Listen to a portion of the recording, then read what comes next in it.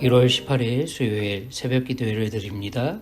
하나님 말씀은 민수기 10장 11절로 36절입니다.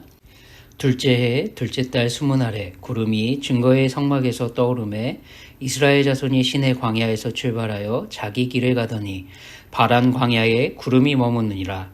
이와 같이 그들이 여호와께서 모세에게 명령하신 것을 따라 행진하기 시작하였는데 선두로 유다 자손의 진영의 군기에 속한 자들이 그들의 진영별로 행진하였으니 유다 군대는 암미나답의 아들 나손이 이끌었고 이사갈 자손 지파의 군대는 수알의 아들 느다넬이 이끌었고 스불론 자손 지파의 군대는 헬론의 아들 엘리압이 이끌었더라.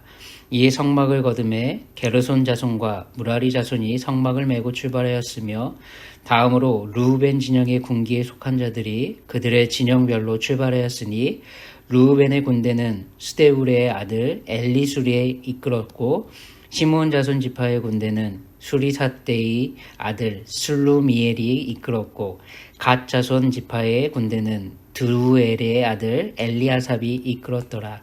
곧 이는 성문을 메고 행진하였고 그들이 이르기 전에 성막을 세웠으며 다음으로 에브라임 자손 진영의 군기에 속한 자들이 그들의 진영별로 행진하였으니 에브라임 군대는 암미후세 아들 엘리사마가 이끌었고 므낫세 자손의 지파의 군대는 부다술의 아들 가말리엘이 이끌었고 벤야민 자손의 지파의 군대는 기드오니의 아들 아비단이 이끌었더라.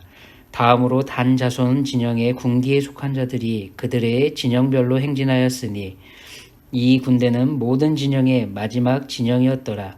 단 군대의 암미사떼의 아들 아히에셀이 이끌었고 아셀 자손 지파의 군대는 오그란의 아들 바기엘이 이끌었고 납달리 자손 지파의 군대는 에난의 아들 아히라가 이끌었더라. 이스라엘 자손이 행진할 때에 이와 같이 그들의 군대를 따라 나아갔더라. 모세가 모세의 장인 미디안 사람 르우엘의 아들 호밥에게 이르되 여호와께서 주마하신 곳으로 우리가 행진하나니 우리와 동행하자. 그리하면 선대하리라. 여호와께서 이스라엘에게 복을 내리리라 하셨느니라. 호밥이 그에게 이르되 나는 가지 아니하고 내 고향 내 친족에게로 가리라. 모세가 이르되 청하건대 우리를 떠나지 마소서. 당신은 우리가 광야에서 어떻게 진칠지를 아나니 우리의 눈이 되리이다. 우리가 동행하면 여호와께서 우리에게 복을 내리시는 대로 우리도 당신에게 행하리이다. 그들이 여호와의 산에서 떠나 3일 길을 갈 때에 여호와의 언약궤가 그 3일 길을 앞서가며 그들의 쉴 곳을 찾았고 그들이 진영을 떠날 때에 낮에는 여호와의 구름이 그 위에 덮였었더라. 궤가 떠날 때에는 모세가 말하되 여호와여 일어나사 주의 대적들을 흩으시고 주를 미워하는 자가 주 앞에서 도망하게 하소서 하였고 궤가 쉴 때에는 말하되 여호와여 이스라엘 종족들에게로 돌아오소서 하였더라. 아멘. 오늘은 말씀을 통해 거룩한 것과 속된 것을 생각해 보기를 원합니다. 우리는 지난주 나실인에 대해 생각해 봤습니다. 구별하다, 분리하다에서 유래된 나실인은 구별된 자, 성별되어 하나님께 바쳐진 자, 세상과 분리된 자라는 의미였습니다. 즉, 세상의 욕망을 끊어버리고 자신을 구별하여 여호와께 헌신하기로 서원한 사람들을 나실인이라 말합니다. 이것은 거룩하신 하나님께 성별된 삶을 사는 거룩한 삶의 모습 중 하나임에는 틀림없습니다. 하지만 나실인의 규정에서 우리가 간과해서는 안 되는 중요한 진리가 있습니다. 인간은 그 누구도 완벽하게 하나님의 거룩의 기준에 이룰 수 있는 삶을 살아낼 수 없다는 겁니다. 그래서 나실인으로 구별해 드리기로 정한 기한이 끝난다 하더라도 우리 하나님이 간과하시고 용납해 주시는 은혜를 힘입어 화목제와 속건제, 속죄제를 드려야 한다는 사실입니다. 모든 사람은 죄를 범했기 때문에, 즉 죄인이기 때문에 거룩하시고 온전하신 하나님의 기준에 하나님의 영광에 이를 수 있는 사람은 이 세상에 단 하나도 없다는 이 사실을 우리는 잊어서는 안 됩니다.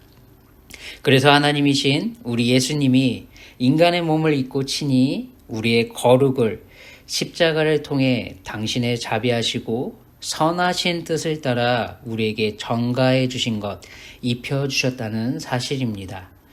성도인 우리가 깊이 생각해야 할 거룩, 하나님 아버지의 거룩하심 같이 우리가 거룩한 삶을 살아내는 방법은 거룩하신 하나님께서 우리와 함께 해주시는 것밖에 없다는 걸 우리는 잊지 않기를 소원합니다.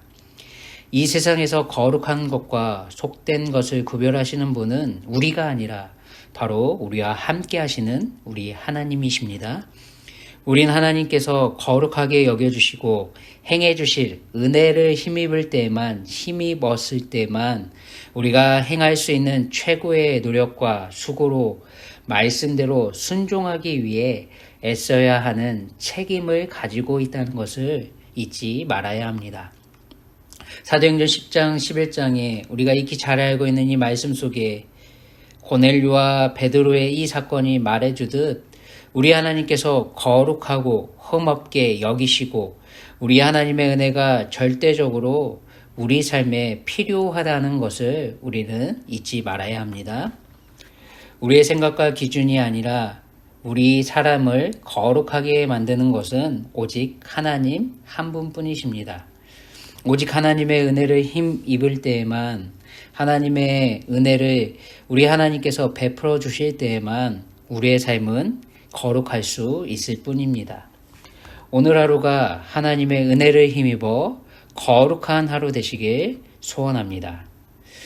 우리에게 주신 오늘이 거룩해지기 위해 우리 모두는 하나님의 말씀 안에서야만 거해야만 합니다. 주님의 말씀하시면 찬양의 고백처럼 주님 말씀하시면 우리는 나아가야 할 것이고 주님의 뜻이 아니라 판단될 때에는 우리의 인생의 걸음은 멈춰서는 삶을 살 때 우린 거룩한 오늘을 살아낼 수 있는 존재들입니다. 드디어 출애굽한 이후 시내산에 도착해 머물던 이스라엘이 둘째 해, 둘째 달, 20날이 되어서야 하나님의 군대가 되어 지금 가나안으로 출발해 가고 있습니다.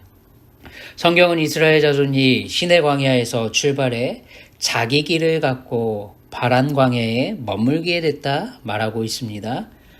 이 과정 속에서 중요한 것은 바로 행군의 순서입니다.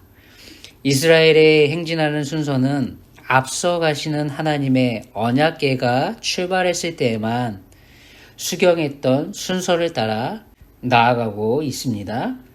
회막의 동편에 지느셨던 유다, 이사갈, 스불론 지파가 언약궤 뒤를 따라갑니다. 그리고 이어 성막 물품을 운반해야 하는 게르손, 무라리 자손이 성막을 메고 출발한다 말합니다. 이어 남쪽에 지느셨던 루벤, 시므온, 갓 지파가 또한 그 뒤로 성막 기교를 맡은 고앗 자손이 따라간다. 오늘 본문은 우리에게 알려줍니다. 그리고 서쪽에 지느셨던 에브라임, 므낫세, 베냐민 지파, 이 지파를 이어 마지막으로 북쪽에 지느셨던 단, 아셀, 납달리 지파가 마지막 행렬, 진영이 되어 구름으로 신호를 보내시며 인도하시는 우리 하나님의 군대로서 거룩하신 하나님의 전쟁을 수행해 나간다 말하고 있습니다. 우린 이미 9장을 통해 이스라엘이 구름이 성막을 떠오르면 이 순서대로 행진해 갔고 구름이 머무는 곳에서는 언약궤가 멈춰섰고 언약궤가 멈춰진 그 주위로 순서대로 동서남북 각각의 지파들이 진을 쳤음을 확인했습니다. 이스라엘이 정착한 지 얼마의 시간이 지났든 그 시간이 비록 짧든 길든 상관없이 이스라엘은 언제든지 우리 하나님이 인도하시는 신호, 즉 구름이 떠오르는가 아니면 그 구름이 머물러 있는가에 따라 순종했다 성경은 말하고 있습니다. 그런데 이스라엘의 행진 얘기를 하다가 오늘 본문은 어떻습니까? 29절로 32절에 갑자기 모세의 장인 미디안 사람 루엘의 아들 호밥과 모세 사이의 대화를 담고 있습니다. 구름이 떠오르면 출발하고 머물면 진을 쳤다 말하다가 갑자기 호밥은 광야 생활의 전문가라는 사실을 우리에게 말하고 있습니다. 이스라엘을 책임지고 인도하시는 분은 분명 하나님이신데 하나님이 그들과 함께하고 계신데 모세는 호밥에게 32절 1절에서 정하건대 우리를 떠나지 마소서 당신은 우리가 광야에서 어떻게 진칠지를 아나니 우리의 눈이 되리이다 라고 말하고 있습니다. 여러분 생뚱맞지 않습니까? 이들의 대화는 마치 광야에서 진을 치고 살아내는 것이 우리 하나님이 아닌 호밥에 의해 좌지우지되는 것처럼 비춰지는 대화를 하고 있지 않습니까? 하나님을 신뢰하고 의지하는 것이 아닌 이 세상의 지식과 지혜를 따르며 하나님을 온전히 섬기지 않는 것처럼 생각될 여지를 충분히 낳고 있습니다. 이 말씀을 우리는 어떻게 이해해야 할까? 바로 이어지는 33절 이후의 말씀은 우리가 오해할 필요가 없음을 분명하게 설명해 줍니다. 여호와의 산에서 떠나 3일 길을 가는 동안 내내 이스라엘을 앞서가신 것은 여호와의 하나님의 언약궤였습니다. 그리고 그 언약궤가 앞서가면서 이스라엘을 인도한 것이라 명확하게 이어 말하고 있지 않습니까? 또한 우리 하나님이 앞서가시면서 이스라엘의 쉴 곳을 찾아주셨다고 분명하게 말합니다. 33절 이후로는 언약궤가 3일 길을 앞서가며 이스라엘의 쉴 곳을 찾았다. 그리고 34절에는 낮에는 여호와의 구름이 이스라엘 위를 덮어주었다라고 말합니다. 이어지는 모세의 말은 이스라엘의 앞에 가시며 자신들의 적들을 흩으시고 도망하게 하시는 분은 호밥이 아니라 여호와 하나님이시라 분명하게 설명합니다. 또한 자신들의 진영을 책임져 주시는 분도 하나님이심을 여호와여 우리 이스라엘 종족들에게로 돌아오소서라고 이렇게 고백하는 것을 통해 증언하고 있습니다. 그렇다면 우린 호밥의 이야기를 어떻게 이해해야 할까? 설교를 시작하며 거룩한 것과 속된 것을 생각해보자 말씀드렸습니다. 성도인 우리는 어디에서 살아갑니까? 우리가 살고 있는 곳은 하나님이 동행하시지만 우리는 죄가 가득 찬 관영한 이 세상을 살아가고 있습니다. 우리 하나님께서 우리의 신앙과 믿음을 전적으로 우리가 삶을 통해 입증하고 드러내야 할 것은 교회의 건물 안에 모이는 우리 공동체 안에서가 아니라 물론 이곳에서도 중요하지만 우리가 실제 삶을 통해 입증하고 증명해 보여야 할 것은 죄가 가득 찬 이 세상이라는 사실입니다. 하지만 성도인 우리는 우리와 함께 하시는 하나님의 은혜 아래에서 이 세상 모든 것들은 존재케 하시고 보존하시며 통치하시는 바로 그분이 우리 하나님이심을 하나님의 주권을 인정하며 하나님의 은혜를 받아 누려야만 하는 존재라는 것을 잊어서는 안 됩니다. 쉽게 말해 세상을 등지고 산속으로 들어가 과거의 중세시대 때 믿음의 선진들이라 표방하고 말했던 그들이 했던 것처럼 수도원을 짓고 세상과 단절된 삶을 살아감으로 자신들의 신앙을 지켜내는 것이 우리의 삶이 되어서는 안 된다는 사실입니다. 우리가 싸워야 할 영적 전쟁은 바로 우리에게 오늘도 허락해 주신 우리의 가정이요, 직장이요, 사업장일 뿐입니다. 우리 하나님이 그리스도 안에서 창세전에 택하시고 부르신 이들에게 복음을 전해야 하는 곳도 하나님 나라와 의를 위해 우리가 최선을 다해 피 흘리기까지 순종하며 살아가야 할 바로 그곳이 바로 우리의 삶의 현장이라는 사실입니다. 우리가 살고 있는 바로 이곳에서 우리 하나님을 대적하며 높아진 것들에 대해 우린 끊임없이 분별하고 힘써 싸우며 배척하는 삶을 살아내야만 하는 것도 사실입니다. 하지만 모든 것을 그렇게 대하는 것이 아니라 지금도 섭리하시며 통치하고 계신 우리 하나님의 주권 아래에서 우리의 삶에 펼쳐지는 우리가 걸어가야 될 인생의 모든 곳 가운데서 우리 하나님의 구원을 전하는 통로로서 우리가 지혜롭게 사용하고 이용해야 할 책임이 바로 우리 삶에 맡겨진 모든 영역이라는 것을 성경은 지금 말하고 있는 겁니다. 호밥에게도 우리 하나님의 구원의 은혜를 전해주어야 하고 함께 언약 안에 복음 안에서 살아갈 수 있도록 동행하는 것이 성도의 삶에 필요함을 우리는 잊지 말아야 합니다. 행군하는 과정 속에서 말씀은 매라고 분명 말하지 않습니까?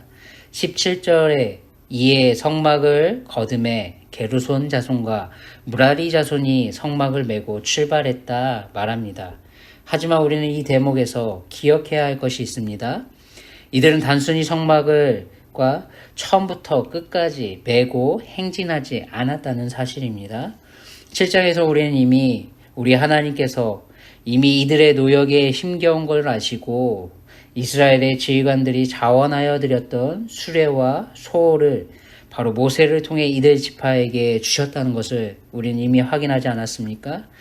이들의 직임대로 수레 2대와 소 4마리를 게르손 자손에게, 또한 수레 4대와 소 8마리를 우리 하나님은 무라리 자손에게 이미 주셨습니다. 메고 걸어가야 한다. 오늘 말씀은 말하고 있지만 이들은 직임대로 모세를 통해 하나님이 공급해 주신 바로 그 도구를 사용해서 이들은 행진하고 있다는 사실입니다. 비록 말씀 속에서는 생략되었지만 우리 하나님은 성도들이 자원하여 구별하여 드린 이 것들을 통해 인생의 무거운 짐, 하나님 나라와 의를 위해 살아갈 수 있는 힘과 능력을 공급해 주시고 그 짐을 덜어주시기도 하셨다는 사실을 우리는 잊지 말기를 소원합니다. 여러분, 오늘 하루 우리 하나님은 우리 삶의 모든 영역에서 함께 하실 겁니다. 우리 안에 내주하시며 가르쳐 주시고 생각나게 하시고 무엇을 말해야 할지 행해야 할지 우리 안에 내주하시는 성령님이 오늘도 우리와 함께 할 겁니다. 우리 하나님은 우리보다 앞장서 가시며 우리의 쉴 곳을 여전히 변함없이 찾아줄 것입니다. 우리가 싸워 정복해야 할 영적인 전쟁은 우리와 함께하며 싸워주시는 우리의 대적들을 흩어주시고 도망케 하시는 그 은혜 가운데 펼쳐질 겁니다. 이것이 그리스도 우리 예수님 안에서 우리에게 베풀어진 오늘 우리의 삶의 현실이 될 겁니다. 그렇다면 우리가 기억하고 주목해야 할 것은 우리 하나님이 주신 구원의 은혜를 우리가 마주하고 상대해야 할 수없이 많은 분들에게 오늘도 우리는 전해주기 위해 최선을 다해야 한다는 사실입니다. 우리에게 허락하시고 주신 것들을 하나님 나라와 복음의 확장을 위해 귀히 그리고 감사히 누리시고 사용하시되 하나님이 허락하시는 거룩한 하루를 살아감으로 예수님의 복음이 전해지는 삶을 살아야 할 줄 믿습니다. 오늘 하루도 이렇게 넉넉히 살아가시길 예수님의 이름으로 축원합니다. 하나님 아버지 감사합니다. 오늘 하루도 예수님의 이름을 위해 하나님 나라와 복음의 확장을 위해 우리를 사용해 주실 것을 믿고 감사드립니다. 우리에게 허락하신 모든 삶의 영역은 하나님이 함께 하실 때 거룩한 하나님의 백성으로서 행진해 나가며 영적인 싸움의 전쟁터가 됨을 잊지 않게 하여 주시옵소서. 우리에게 주신 모든 것들은 하나님의 말씀을 힘입어 내주하시는 성령님의 분별하시는 영역 속에 하나님 나라와 의를 위해 귀히 사용할 수 있는 귀한 축복의 통로됨을 우리가 망각하지 않게 하여 주시옵소서. 하나님이 택하신 자들을 구원하는데 오늘 하루도 우리 모든 성도가 귀히 사용하여 주시옵소서. 감사하며 존귀하신 예수님의 이름으로 기도드립니다. 아멘. 오늘 하루도 복된 하루 되시기 바랍니다.